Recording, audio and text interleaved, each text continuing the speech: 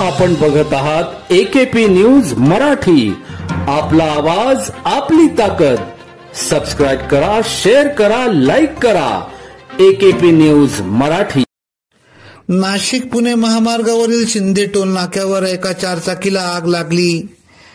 गुरुवार दिनांक 26 डिसेंबर रोजी सायंकाळी 7:30 ते पावणे 8 वाजता ही घटना घडली. सुदैवाने यात कुठलीही प्रकारची जीवितहानी झाली नाही. सायंकाळी सिन्नरकडून नाशिककडे चारचाकी MH15 EB 4500 येत असताना अचानक या कारने पेट घेतला.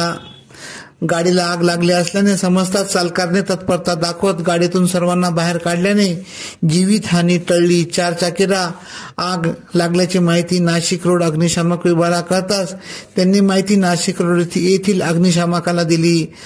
अग्निशामक दलाचे SJ सकट, प्रकाश कर्डक, उमेश गोडसे, पवन कुरे, हरिओम खालकर, अनिकेत दुजरपूर, हर्ष मुठारे आदींसह नागरिकांनी आग विझवण्यासाठी प्रयत्न केले. एकेपी न्यूज साठी ब्युरो चीफ अनवर खान पठाण, नाशिक.